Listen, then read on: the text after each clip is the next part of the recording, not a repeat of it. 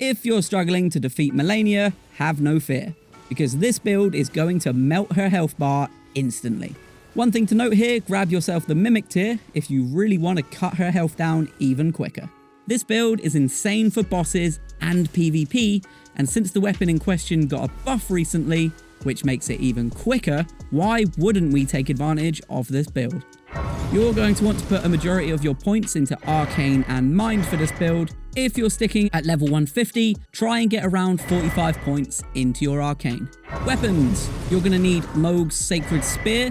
We've all seen bleed builds with this, but trust me, it gets crazy. You can get the spear from Mohg's Remembrance after defeating him. You'll also need a seal just to use a couple of incantation buffs. Spells. For spells, you'll need the incantation Flame Grant Me Strength, which you can get here. And you can also go ahead and pick up Golden Vow for an extra boost in your damage output, and you can get that here. Wondrous Physick. For the Wondrous Physick, you'll want the Flame Shrouding Crack tier, as the weapon skill on Mohg's Spear does fire damage. So this is gonna buff it considerably.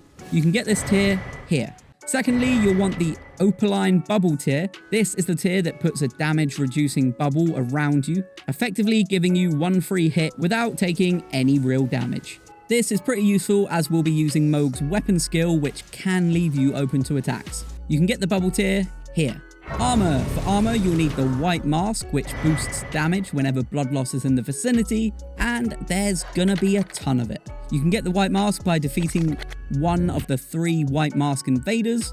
For the rest of your armor, just pick something that will give you a decent amount of protection. I went for the Tree Sentinel armor. Great Rune. For the Great Rune, you'll want to use Mohg's Great Rune, which gives you a huge blood loss buff to your summons, and you'll be summoning in your Mimic tier, which will already be doing crazy damage because they'll be using everything you have.